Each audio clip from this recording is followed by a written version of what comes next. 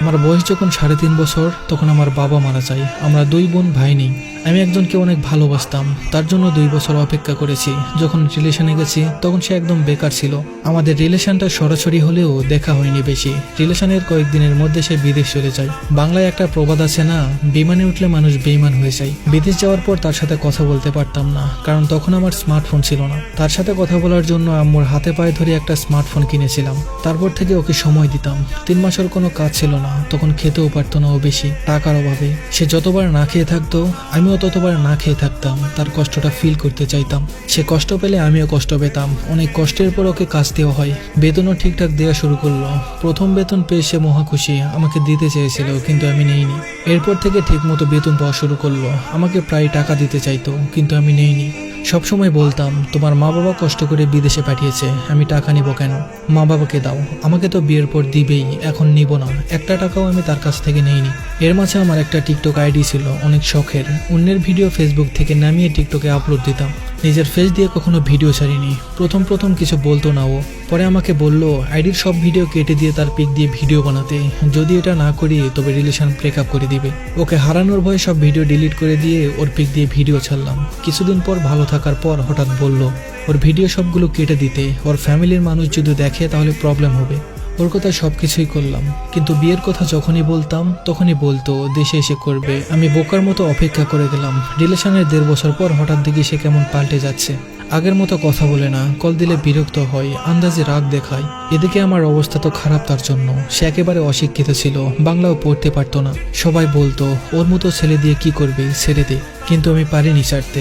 ঝগড়া হলে হাতে পায়ে ধরে আবার রিলেশন ঠিক করতাম। বুঝতাম সে অন্য মেয়ের সাথে কথা বলে, তাও মনে বুঝাইতাম তাকে পাওয়ার আশায়। ওর জন্য মেয়ে হয়ে বুক কেটে নাম লিখেছিলাম, তার জন্য হাত কেটেছি, নিজের চুল নিজেই ছিঁড়েছি জাস্ট ওরে পাওয়ার জন্য। যেদিন লাস্ট ঝগড়া হয় সেদিন ঝগড়ার মূল কারণ ছিল শরীর দেখানো। ও বারবার বলতো খারাপভাবে ওর সামনে ভিডিও কলে যেতে, খারাপ পিক দিতে, কিন্তু আমি দেইনি। বলেছি তুমি আমায় বিয়ে করো, বাড়ি থেকে মানুষ পাঠাও, তখন তো আমি তোমারই। এটা সে মানতো না, প্রতিদিন চাইতো। একদিন সে স্বীকার করেছে সে খারাপ জায়গাতে খারাপ মেয়ের সাথে টাকা দিয়ে রাত কাটিয়েছে।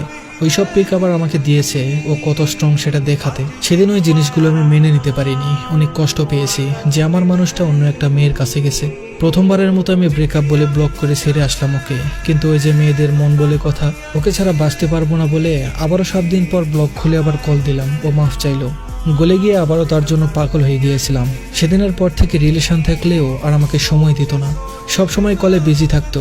জিজ্ঞেস করলে বলতো ফ্রেন্ড কল দিছে, বাড়ি থেকে কল দিছে। আমি বুঝতাম, তবুও চুপ থাকতাম। তবে সন্দেহ হতো প্রচুর। ফেসবুক থেকে ব্লক করে দিয়েছিল আমায়। শতবার বলার পরেও ব্লকটা খোলেনি। আমি নতুন আইডি খুলে রিকোয়েস্ট পাঠালাম, অ্যাকসেপ্ট করেছে ও।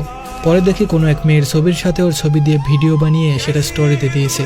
ওখান থেকে আইডির নাম নিয়ে টিকটকে সার্চ দিয়ে মেয়েটার আইডি পেয়েছিলাম। ওই মেয়েকে সব বললাম যে ওকে ছাড়া আমি বাঁচতে পারবো না, তুমি ওকে ব্লক করে দাও প্লিজ।